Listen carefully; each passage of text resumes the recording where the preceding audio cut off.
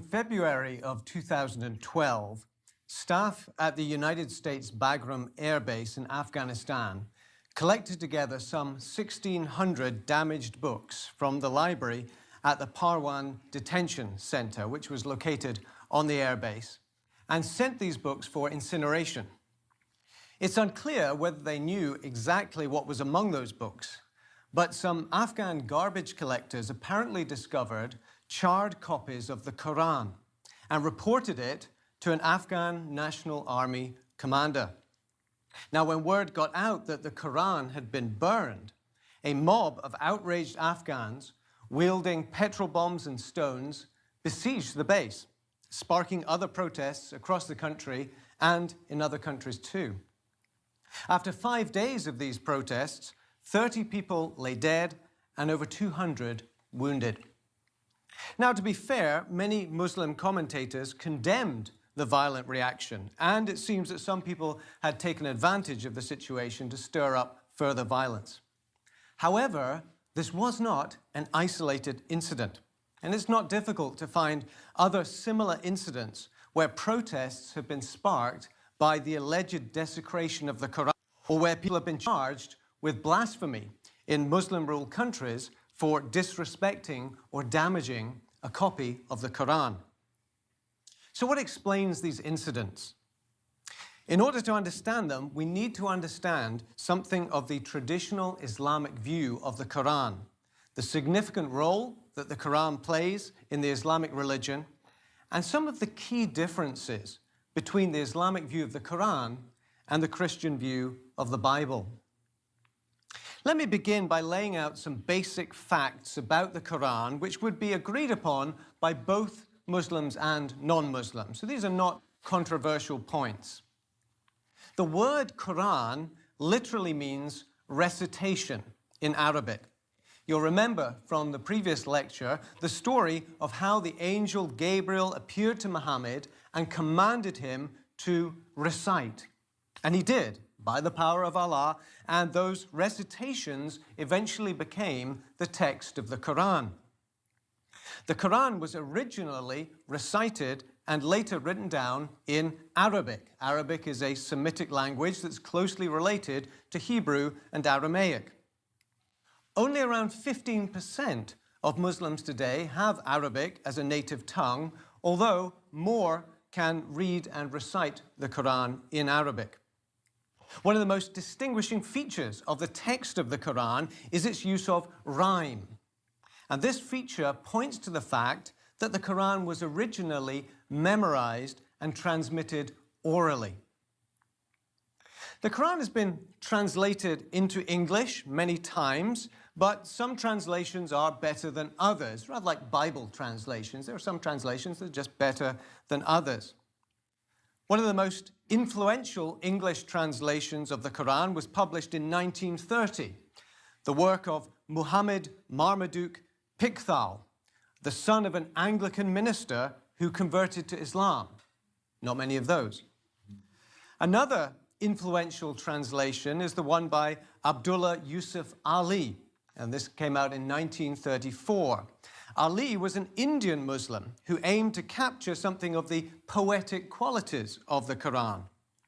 Ali's translation became very popular because it was officially endorsed and distributed by the Saudi government, and it's perhaps the most widely used English translation among Muslims today.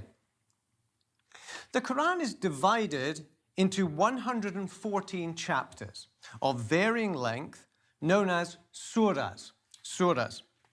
These chapters are then divided into verses, but there's no official verse division and numbering scheme. The verses are not original to the Quran, so do be aware that the verse numbering can vary somewhat across translations. If you're looking at a reference, it could be slightly different in one translation compared with another. The Quran contains around 6,200 verses in total. Compare that with around 23,000 verses in the Old Testament and around 8,000 verses in the New Testament. And that means the Quran is about 3/4 the length of the New Testament. The chapters of the Quran are arranged roughly in order of length rather than chronologically or topically. The longer chapters of the Quran come earlier and the shorter chapters come toward the end. The one notable exception to this is the very first chapter, known as Al-Fatiha. It means the opening as in the opening chapter. And this takes the form of a prayer for guidance. And this surah is repeated several times daily by every faithful Muslim. But this method of ordering is one of the reasons why the Quran is very challenging to read without some external guidance. Every chapter in the Quran, except one, is prefaced with the same words. In the name of God, the most gracious, the most merciful. And this is known as the Bismillah, which is Arabic for in the name of God. Well, so much for the structure of the Quran. What about its content? What does the Quran actually talk about? Of particular interest to us as Christians is the extent to which the Quran makes reference to biblical figures and events, appropriating them for its own purposes. Among biblical characters, the Quran refers to Adam and Eve, Cain and Abel, Noah, Job, Abraham, Lot, Joseph, Moses and Aaron, David, Solomon, Elijah, Elisha, Jonah, John the Baptist, Mary, and Jesus. Surprisingly, however, there is no mention of any of Jesus' apostles, including Paul. Historical events in the Bible that are also mentioned in the Quran include the creation of Adam, the fall of Adam, the murder of Abel by Cain, Noah and the flood. In fact, that story is repeated a number of times in the Quran. Abraham's offering up of his son, the judgment of Sodom, the story of Joseph. In fact, an entire chapter in the Quran is devoted to Joseph. The birth and calling of Moses, the Exodus from Egypt, again, that story told multiple times, the incident with the golden calf, the destruction of Korah, David and Goliath, Jonah and the great fish, the birth of John the Baptist, and the birth of Jesus all appear in the Quran. All of these events are mentioned, but they're often told quite differently. Key elements in the biblical accounts are either changed or omitted. And the stories all serve the same basic purpose of justifying Muhammad's message, supporting his claim to be a prophet of God and standing in the line of the prophets who gives a message but who is opposed by wicked men. There are also some striking differences in the Quranic versions of these stories. For example, in the flood story, one of Noah's sons, we're told, refused to enter the ark and was drowned. We're told that Abraham offered up Ishmael rather than Isaac. It's not explicitly stated, but it is implied. We're told that Moses was adopted by Pharaoh's wife rather than his daughter. We're told that Haman was a member of the court of Pharaoh. Now, non-Muslim scholars are inclined to say that this is based on a conflation of the books of Exodus and Esther. Muslims typically argue that this must have been a different Haman. We're told in the Quran that Pharaoh repented and converted to Islam as he was drowning in the Red Sea. We're told that Mary was the daughter of Imran and the sister of Aaron. In fact, it's pretty clear that the Quran confuses Mary with Miriam. Miriam, the sister of Aaron and Moses, whose father was Amram. Now, Muslims have ways of explaining this apparent confusion away, but in my mind, not very plausible ones. And then finally, in contrast with what the New Testament teaches, the Quran insists that Jesus was not the Son of God, never claimed to be, and should not be worshipped as God. It also claims that Jesus was not crucified. And we'll have more to say about these points later on. Well, let's turn our focus now to the Islamic view of the Quran, the traditional Islamic view of the Quran. What is it that traditional Orthodox Muslims actually believe about the Quran. Islam teaches that the Quran contains the literal words of Allah dictated to Muhammad. And so the Quran was not authored by any human being. Contrast that with the Christian view of biblical inspiration. We say that the Bible was authored by human beings, but they were inspired by God. So there is a divine author as well. But for Muslims, there is no human author of the Quran. So Muslims will deny that Muhammad himself wrote the Quran. In principle, everything said in the Quran is directly spoken by Allah.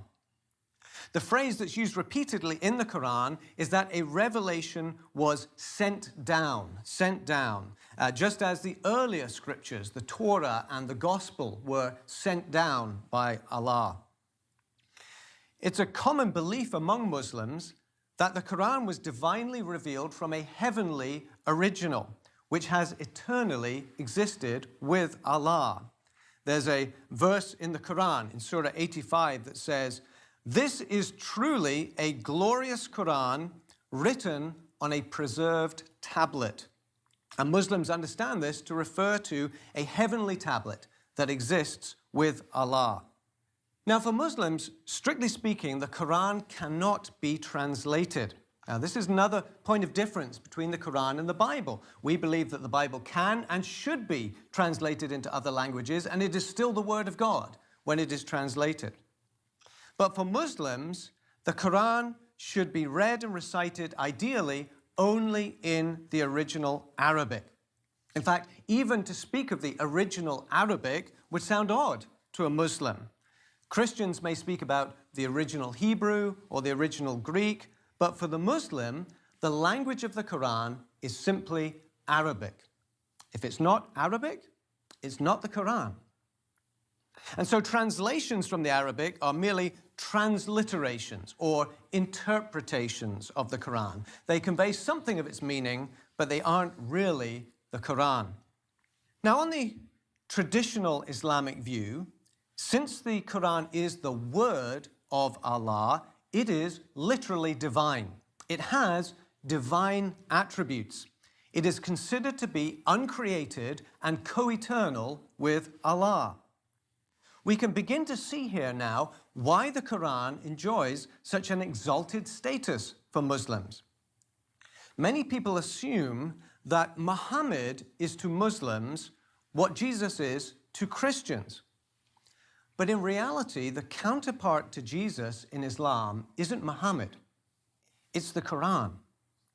In a sense, a physical copy of the Quran is equivalent to God incarnate. It is the Word of God in physical form. A Quran is considered sacred by Muslims and must be treated with the utmost respect. And so, for example, a copy of the Quran should never be placed under another book. It should always be the highest book in the room. A Quran should not be touched by a Muslim in a state of ritual impurity. And certainly a Quran should never be touched by a non-Muslim, at least if it's an Arabic Quran. For the same reason, the Quran is often thought by Muslims to have divine powers. There are traditions, for example, about people who have been healed through the recitation of certain surahs. Furthermore, the Quran is considered to be the supreme miracle of Islam. It is miraculous both in the way that it was received and in its literary qualities. In Islamic traditions, Muhammad is said to have performed many miracles, but actually that's not something that's emphasized in the Quran. The Quran doesn't speak about Muhammad doing miracles. Rather, it's the Quran itself that is the miracle that validates Muhammad's prophethood. One key aspect of this claim is that the Quran is incomparable and inimitable. It cannot be replicated. Let me read to you some words from Surah 10 that make this challenge. Nor could this Quran have been devised by anyone other than God. It is a confirmation of what was revealed before it and an explanation of the scripture.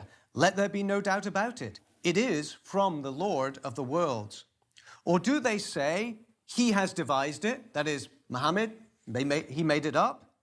say to them, then produce a surah like it and call on anyone you can beside God if you are telling the truth. That's the challenge. You just can't replicate this divine book. Well, since the Quran contains the literal words of Allah, it is viewed as the supreme infallible authority for Muslims and ultimately for all mankind. Remember that in the Islamic view, everyone is born a Muslim. And what that means then, among other things, is that the Quran should be regularly recited in Arabic and committed to memory, ideally in full. Strictly speaking, a good Muslim doesn't read the Quran, but rather recites the Quran. And this recitation of the Quran isn't just a religious duty, an act of worship, it's also a sacred art form that requires years of training and experience. And there are competitions to find the best Quran reciters in the world. You can actually go onto YouTube and find examples of this. Very interesting. So how did we get the Quran, at least according to the Muslim view? Muslims believe that the Quran was delivered to Muhammad in various ways and over the course of some 22 years. If you recall, Muhammad's prophetic career was divided into two periods, the Meccan period, when he was in Mecca, and the Medinan period in Medina. And so Muslims will refer to the Meccan surahs and the Medinan surahs. The Meccan surahs that were received before the Hijrah are more prophetic in character. They're more poetic, pithy, forceful in style. They're generally more benevolent towards Jews and Christians, and they are mainly addressed to Muhammad or to human beings in general, to mankind. The Medinan surahs, however, which come after the Hijrah, are much more legalistic in character. They're more prosaic, lengthy, more leisurely in style. They are, it has to be said, more antagonistic towards Jews and Christians. They're more belligerent. And they're mainly addressed to Muhammad's followers, to Muslim believers. And Muslim scholars have long argued about which surahs belong to which period. Another significant component of the Islamic view of the Quran is the so-called doctrine of abrogation. According to the doctrine of abrogation, Allah has the right and the power to supersede or replace verses in the Quran. Several times in the Quran itself, it is said that Allah can erase or confirm his own revelations and that he can replace or substitute revelations as he sees fit. What this typically means is not that verses get removed from the Quran, but rather that revelations given later can override those given earlier. What that means for interpreters of the Quran is that chronologically later verses have to take precedence over earlier verses. And that means that the Medinan verses take precedence over the Meccan verses. And this is very important, for example, for debates over Muslim attitudes towards Jews and Christians. Chronology, then, is absolutely crucial for understanding and applying the Quran. And a lot of effort goes into trying to reconstruct the chronological order of the surahs in the Quran so that it can be properly interpreted and applied. Now, who is the Quran for? Who is it intended for? Is it just for Muslims? Well, yes and no. The Islamic view is that the Quran was first given to Muhammad and his followers and to the Arab people. But as the final revelation of Allah, its message is for all mankind. Furthermore, Muslims hold that the Quran has been perfectly preserved and transmitted for that very purpose. The Quran was originally delivered orally and memorized by a group known as the Hufaz. It means guardians. However, the Islamic traditions tell us that because many of these Hufaz were being killed in battle following Muhammad's death, the first Caliph, Abu Bakr, arranged for the Quran to be written down as a single book, which implies, of course, that the Quran had not been written down beforehand. Another problem arose later on during the reign of the third Caliph, Uthman, when it was discovered that different versions of the Quran were being recited and circulated. And we're told that Uthman ordered that the official version should be identified and every manuscript that differed from this original version should be destroyed. This was a forced, centralized standardization process. However, according to the mainstream Muslim view, the Quran has now been divinely preserved without change or corruption ever since the time of Uthman. And what this rules out, among other things, is any variant manuscripts, any differences between copies of the Quran. Now, the reality is that there are numerous variants between manuscripts of the Quran, and this is actually common knowledge among scholars of the Quran. There are manuscripts with different word orders, different lettering, and so forth. And you can actually go on the internet and find images of these manuscripts for yourselves. But the average Muslim is blissfully unaware of this reality. They just believe what they've been told, that the Quran has been absolutely perfectly preserved ever since the middle of the 7th century. Well, I hope now you can see just why Muslims have such great reverence for the Quran. For them, the Quran is the literal word of Allah, and a copy of the Quran is absolutely sacred. It's a kind of literary divine incarnation. For a Muslim to mistreat the Quran would be equivalent to a Christian slapping Jesus in the face. I will argue later on, however, that the Quran's claim to be a divine revelation simply does not stand up to critical scrutiny at all.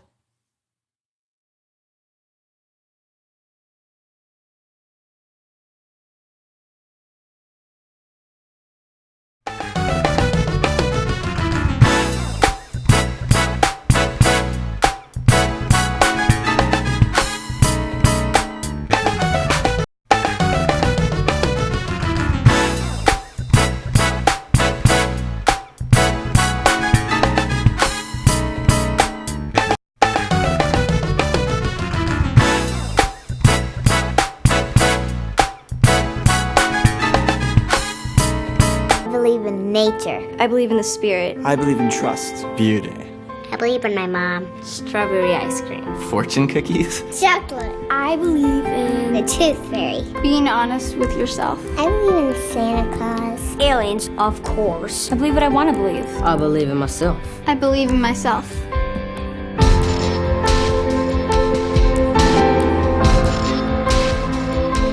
I believe in peace. Let me help you out. Everyone plays a part. Don't trash I love taking stuff apart and building new things out of it. what could be treasure. Pal's my most advanced android. This is awesome. You haven't seen anything yet. Give your cardboard box another life. Recycle.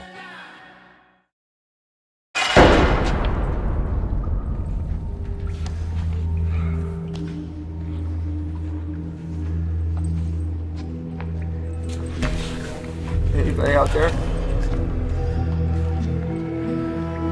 This isn't right.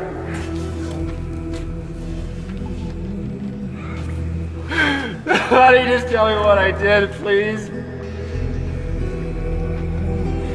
Can somebody just tell me? God, I should talk to somebody.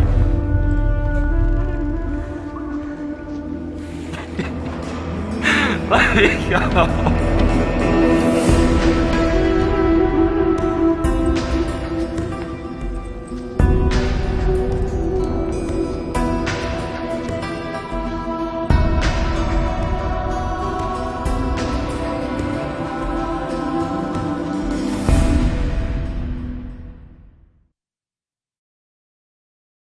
It's me, Artie. Come see what I collected from the creative galaxy in my idea box. Transform your world Will you help me make art?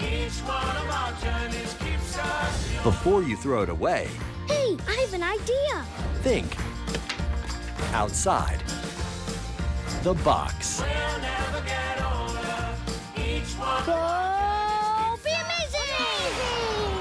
Give your cardboard box another life. Recycle.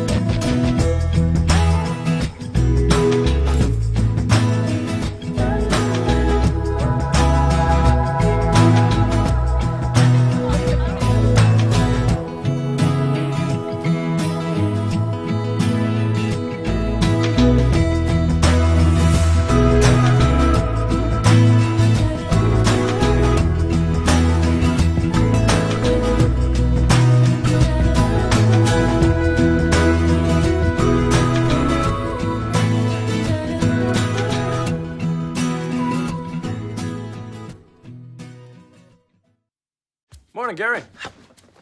We are GetSchooled.com. You want a college education, don't you? You know you do. That's why we're here. We're free and here to guide you through every step of the way, starting with attendance. Gary, financial aid forms.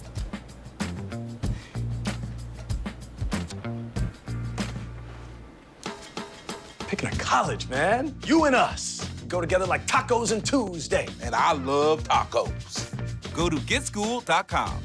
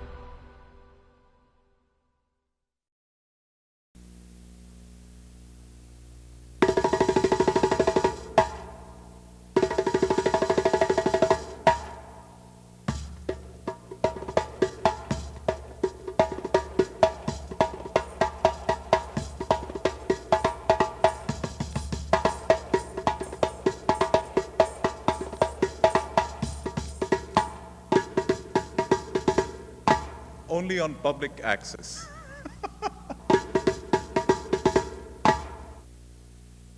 We don't care if your graphics aren't flashy, or if your audio doesn't sound perfect, or if you're not the world's greatest camera person. We just want to see what you want us to see, and to know what you would like us to know. Your local public access television station has tools and resources to make this possible, so that we can see what you see. It's the freedom to communicate, and it's only on cable.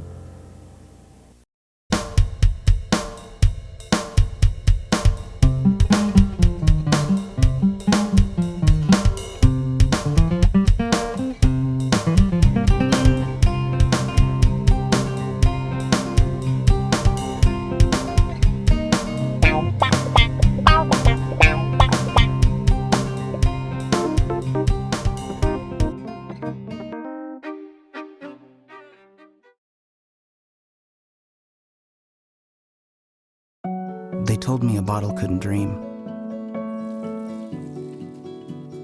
That I would never become a superhero.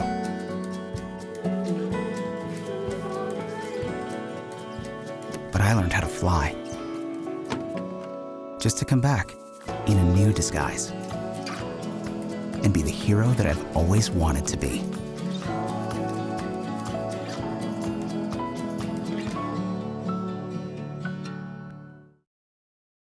Without a car, a phone, or a computer. No college degree, though. Not yet, but life's taught me a lot, and I'm ready for more. Well, you're not the typical kind of candidate that I hire.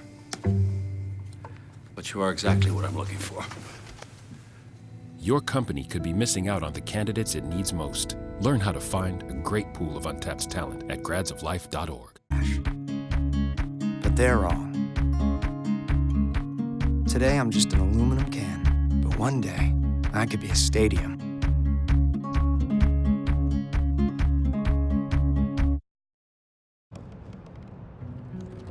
Me dijeron que no debía soñar. Me llamaron pedazo de basura y juraron que eso es todo lo que llegaría a ser.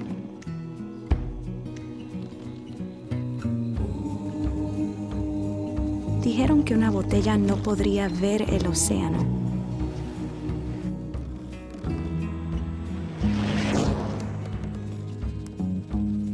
Ríndete. Regresa al basurero.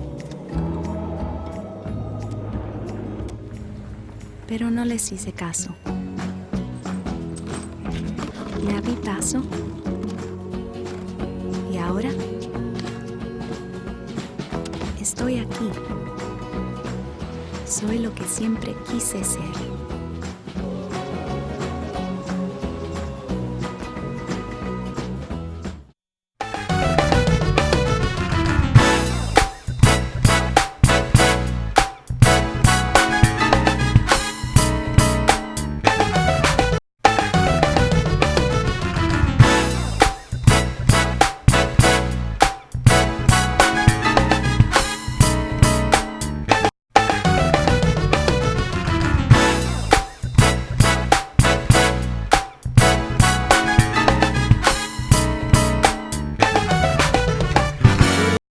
Imagine for a moment that you strike up a conversation with a stranger and you mention that you're a Christian and they tell you that they are also a Christian. However, as the conversation progresses, you discover that they think that the Bible is just a flawed human book, that Jesus was only divine in a metaphorical sense, and that Jesus didn't literally, physically rise from the dead.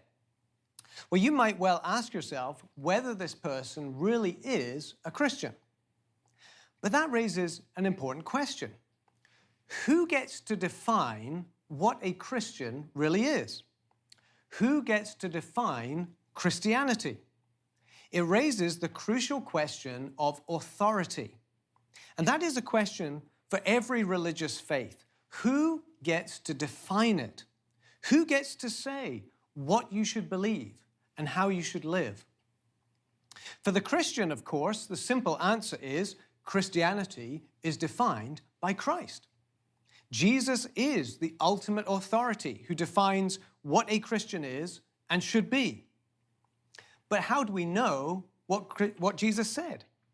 Where do we find the authoritative words of Christ? The historic Christian answer has always been the Bible.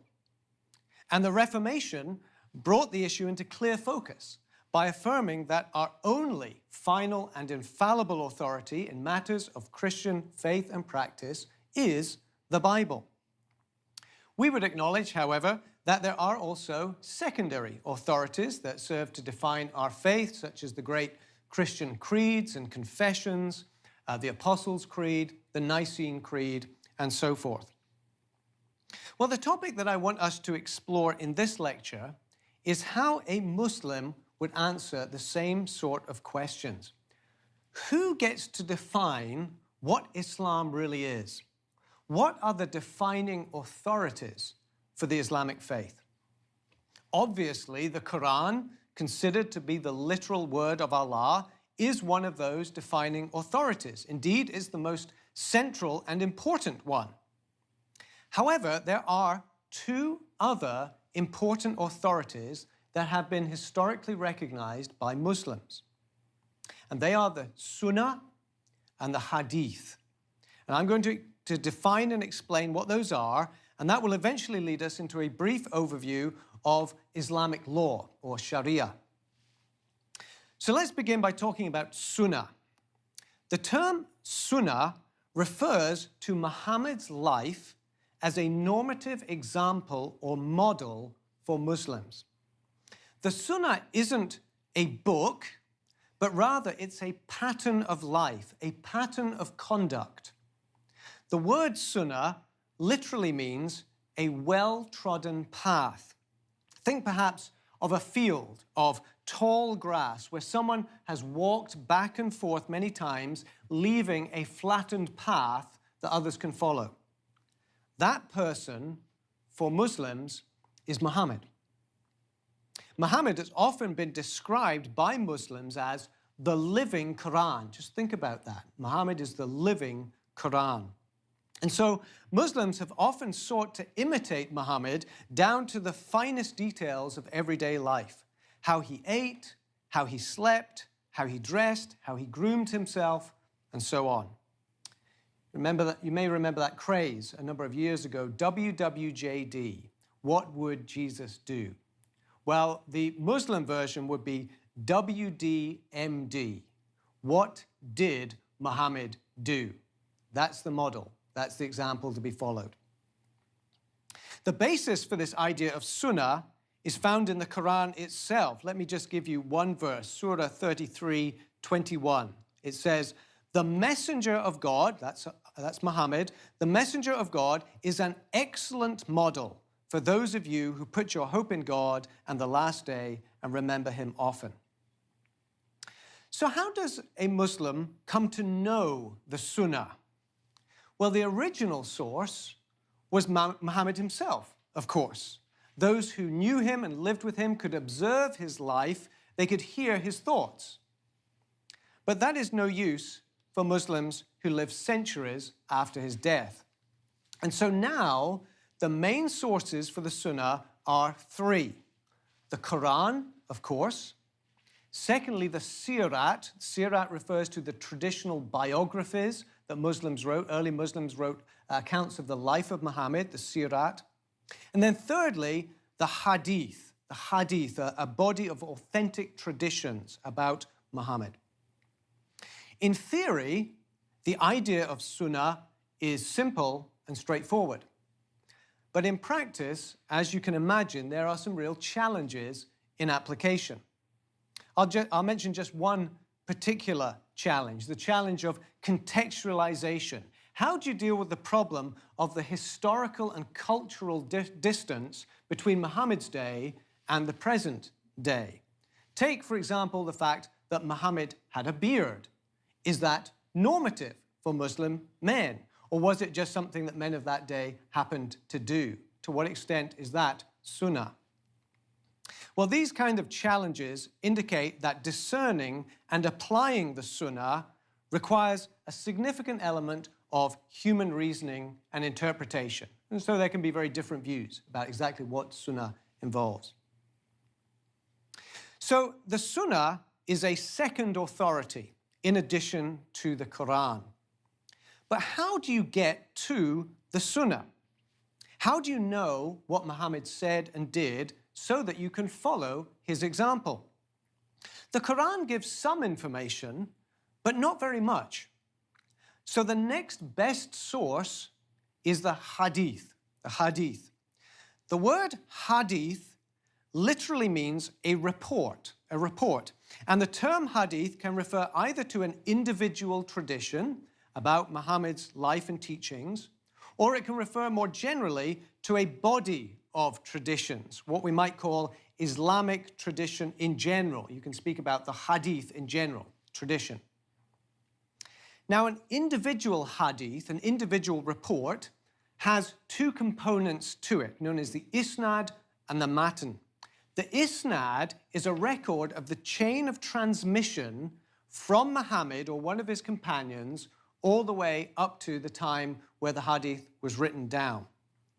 The matan is the content of the report.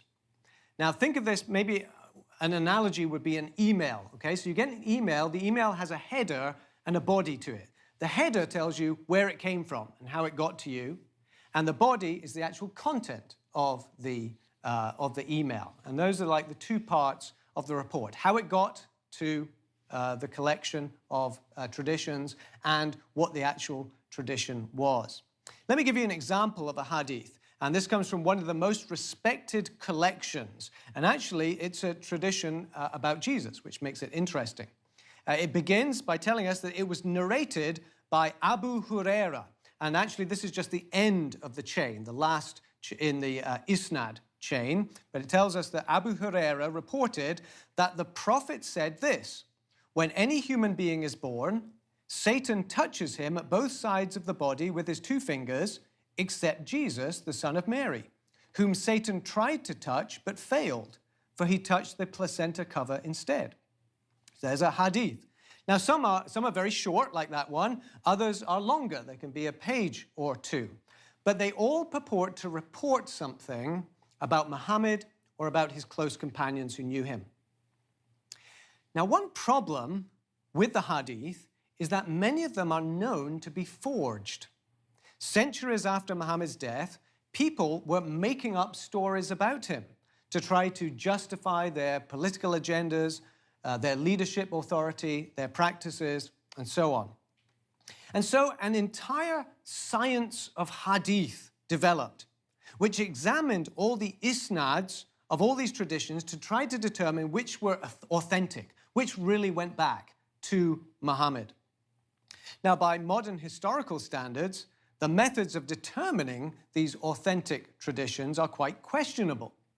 But nevertheless, over the course of time, mainline Muslims came to accept 6 major collections of authentic hadiths.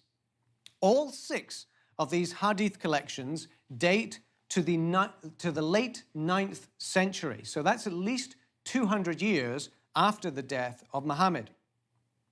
2 of these hadith collections are the most respected of all, and they are named after the 9th century Islamic scholars who collected them together.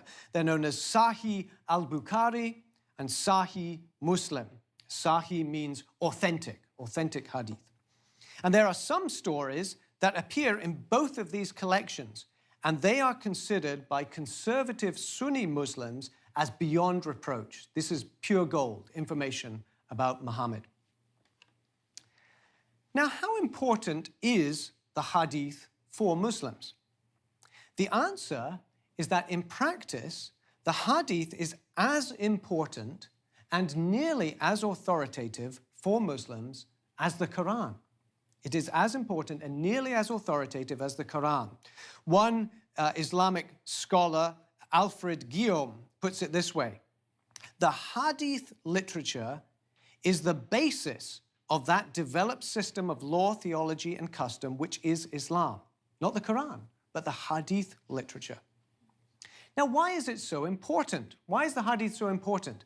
Basically, it is important because it solves 3 problems for Muslims. First, the Quran often lacks historical context, which makes it very hard to interpret. The hadith supplies that historical context, tells you where certain surahs came from.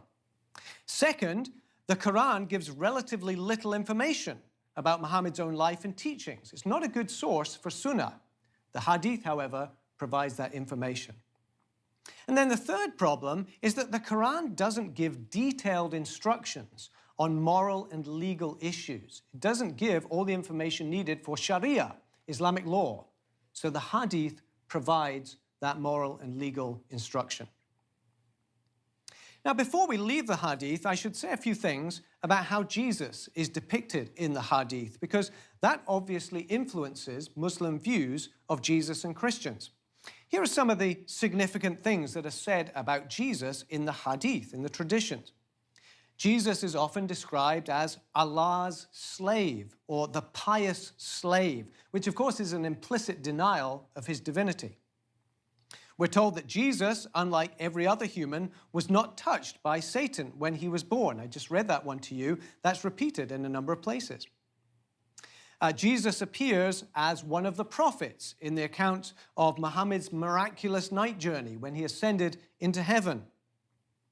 And according to one repeated hadith, Muhammad claimed that Jesus would one day descend from heaven to judge the world, and that when he did that, he would break the cross and kill the pigs and abolish the jizya, that is the tax on the people of the book, because it wouldn't be needed anymore.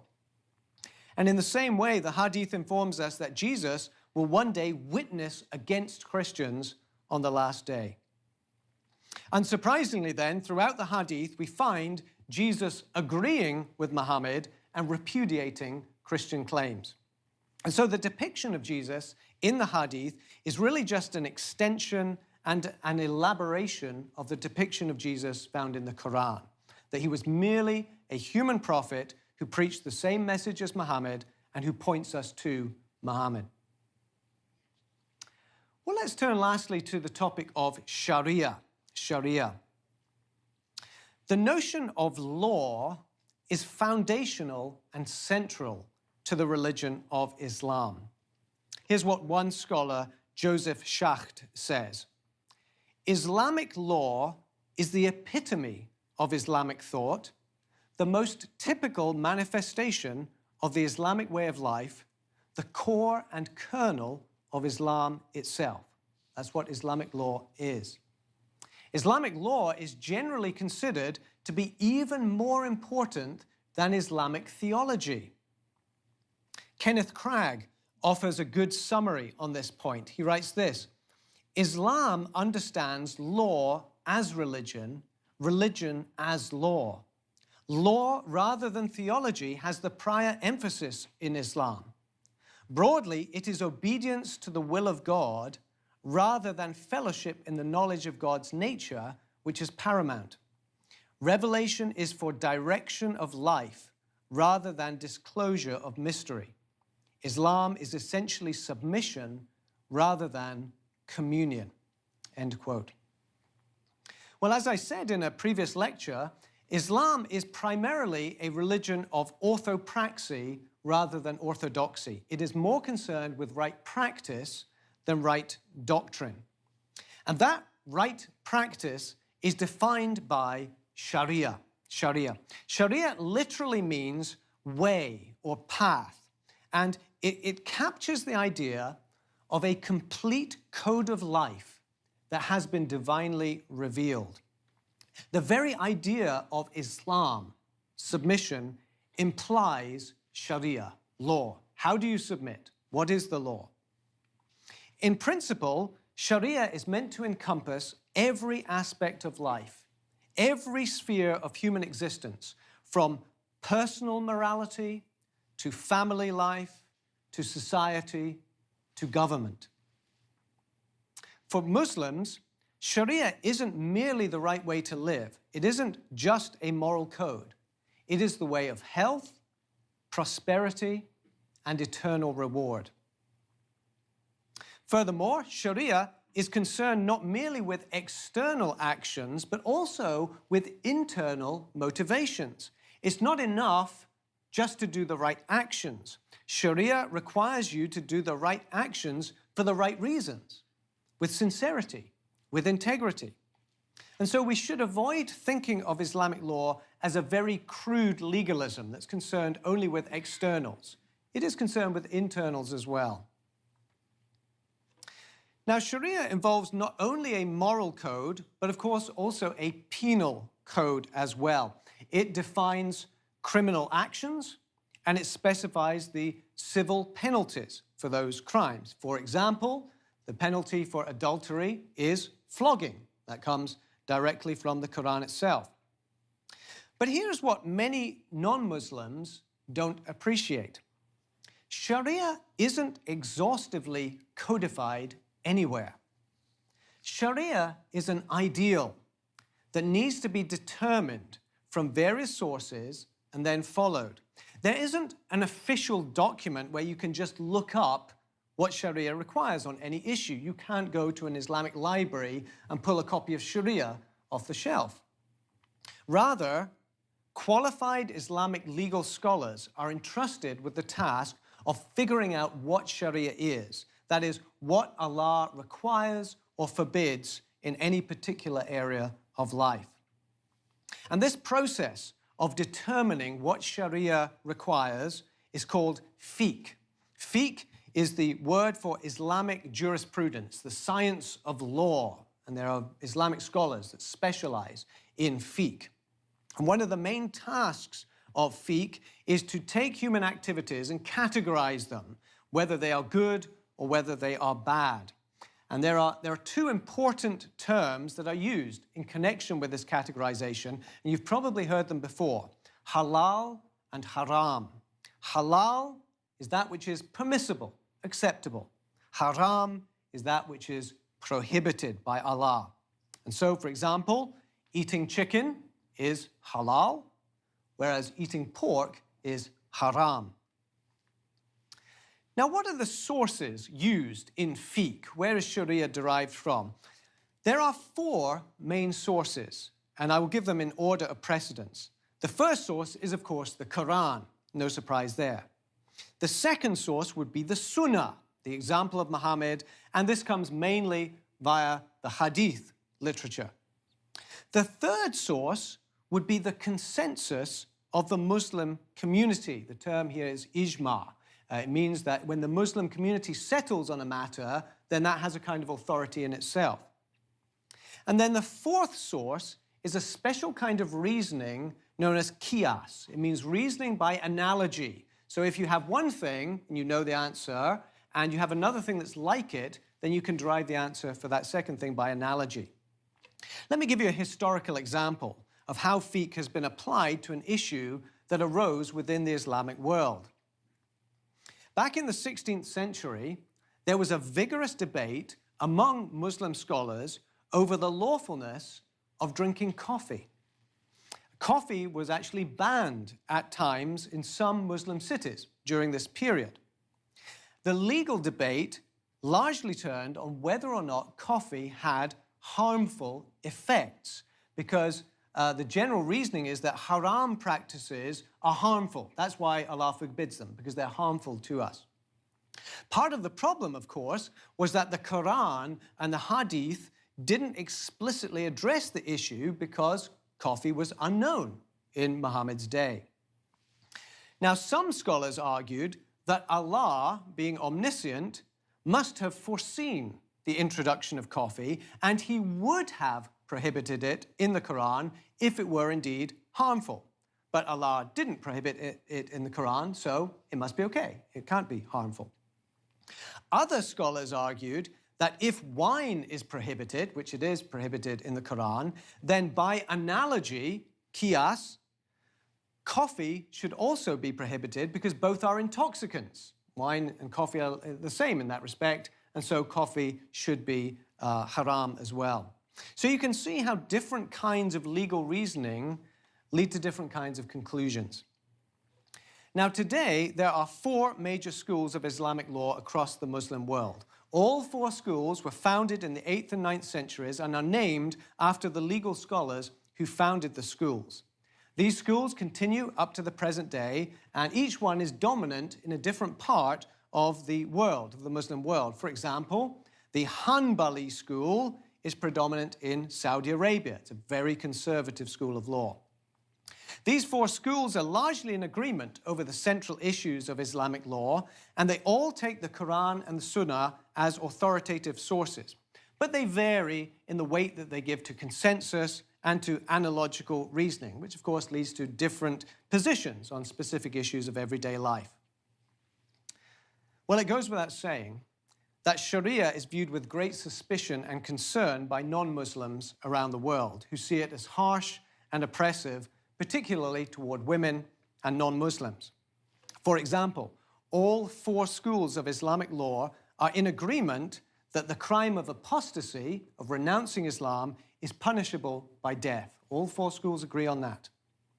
However, we should also recognize that attitudes towards Sharia vary widely across the Islamic world, as do the interpretations and implementations of Sharia.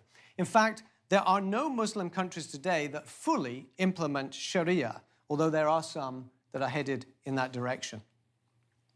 In fact, there's a lot of debate among Muslims about the extent to which Sharia can be contextualized for the modern world, the extent to which Muslims living in non-Muslim countries are required to observe Sharia, and the extent to which Sharia is compatible with Western-style democracies. A lot of debate among Muslims about these matters.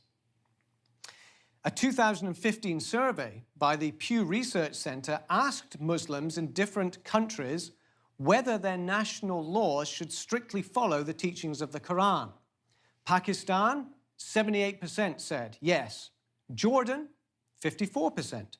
Indonesia, 22%. In Turkey, only 13%. So you can see that attitudes towards the full implementation of Sharia vary widely across the Muslim world. Well, we've seen then that Islam is defined not only by the Quran, but also by the Sunnah and the Hadith. What is more, the concept of Sharia is absolutely central to Islam. As we live in a culture that is increasingly embracing moral relativism and nihilism, we can appreciate the fact that Muslims care deeply about the law of God. The great tragedy, of course, is that Muslims hang their relationship with God and their eternal destiny on their ability to keep that divine law. Like the Jews of Paul's day, they have a zeal for God, but not according to knowledge, because they seek to establish their own righteousness before God. And like Paul, our heart's desire and prayer to God should be for their salvation.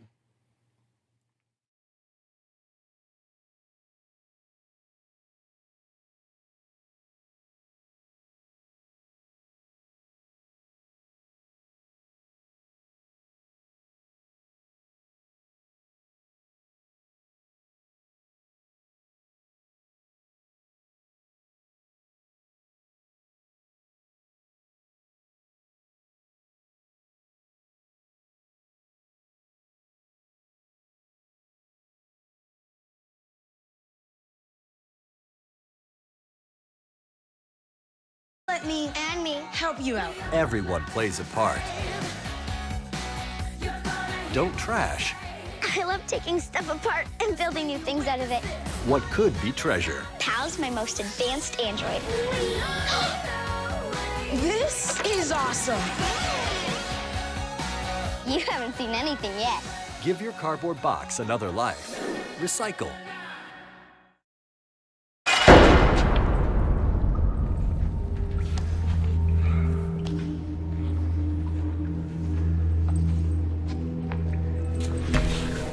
Anybody out there? This isn't right.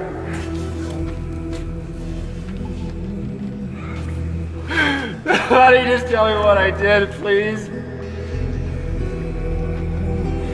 Can somebody just tell me? God, I should talk to somebody.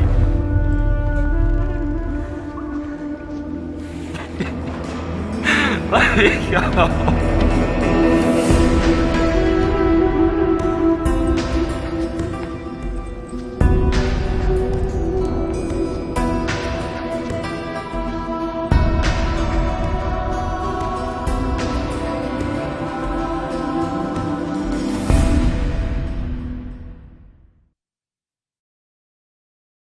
It's me, Artie. Come see what I collected from the Creative Galaxy in my idea box. Transform your world. Will you help me make art?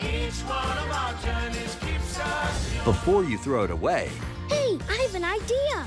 think outside the box. Go be amazing! Give your cardboard box another life. Recycle.